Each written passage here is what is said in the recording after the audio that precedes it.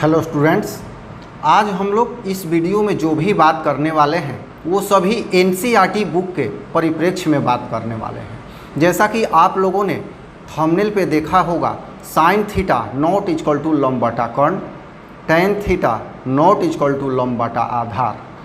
तो आइए इसी संदर्भ में कुछ बात करते हैं। देखिए, जब भी किसी पुस्तकों में तुलनात्मक विरोधाभास होती है तो हम एनसीईआरटी बुक को ही प्राथमिकता देते हैं, क्योंकि हमें एग्जाम चाहे बिहार बोर्ड का हो चाहे सीबीएसई बोर्ड का हो, एनसीईआरटी बुक के आधार पर ही देना है और क्वेश्चन भी इन्हीं बुक से सिलेक्ट होता है।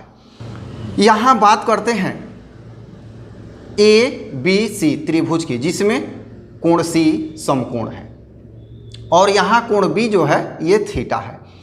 तो जब थीटा की बात होगी तो साइन थीटा बराबर लंब बटा कर्ण, कॉस थीटा बराबर आधार बटा कर्ण और टेन थीटा बराबर लंब बटा आधार। किंतु जब आप एनसीईआरटी बुक खोलेंगे और त्रिकोणमिति चैप्टर को पढ़ना प्रारंभ करेंगे तो आपको ये जानकर आश्चर्य होगा कि आपको कहीं भी उसमें लंब और आधार मिलेगा ही नहीं। एनसीईआरटी बुक में लंब और आधार की कहीं भी जिक्र नहीं है। यहाँ पर थीटा को जब हम मापते हैं तो ये जो सामने की भुजा है तो इसे एनसीईआरटी बुक लिखता है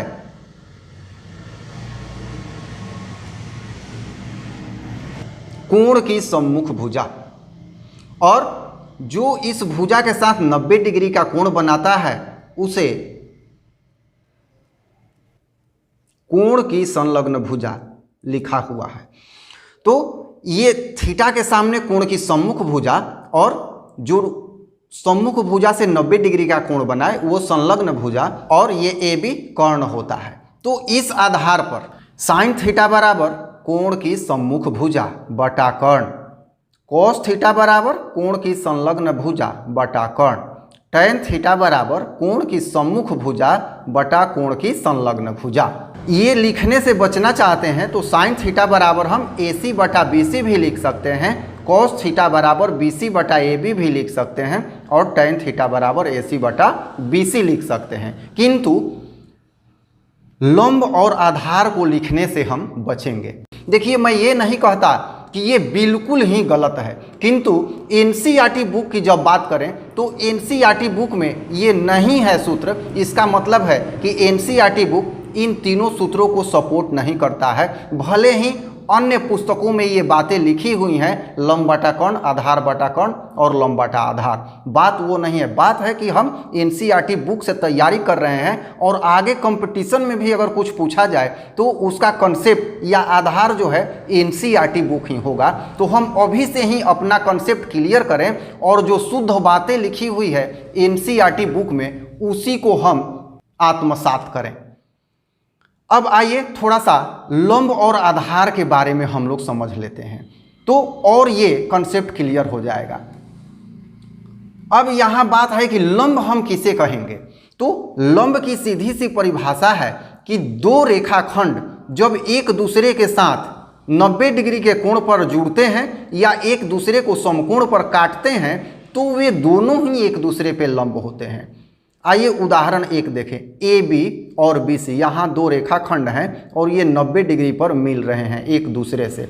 तो AB BC पर लंब है और BC भी AB पर लंब है। इसमें ये हम डिसाइड नहीं कर सकते हैं कि कोई एक लंब है, कौन सा लंब है ये नहीं कह सकते हैं, दोनों ही लंब है एक दूसरे पर।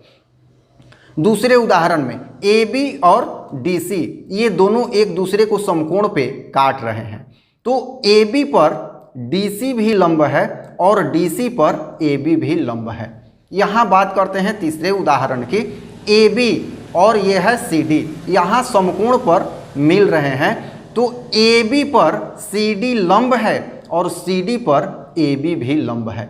तो मुझे आशा है कि लंब का कंसेप्ट क्लियर हो गया होगा। तो जब लंब का कंसेप्ट क्लियर हो गया तो यहाँ हम इस त्रिभुज ABC में हम कैसे कह सकते हैं कि कौन लंब है और कौन आधार है। रीजन दिया जा सकता है कि थीटा के सामने की भुजा लंब है। चलिए मानते हैं थीटा के सामने की भुजा लंब है AC, और ये जो BC है ये भी AC पर लंब है। तो यहाँ विरोधाभास हो रहा है लंब को क्लियर करने में। तो हम लोग भी एनसीईआरटी बुक के कंसेप्ट को ही माने और आज से साइन थीटा बराबर कोण की सम्मुख भुजा बटा कर्ण, कॉस थीटा बराबर कोण की संलग्न भुजा बटा कर्ण तथा टैन थीटा बराबर कोण की सम्मुख भुजा बटा कोण की संलग्न भुजा का ही प्रयोग करेंगे। धन्यवाद।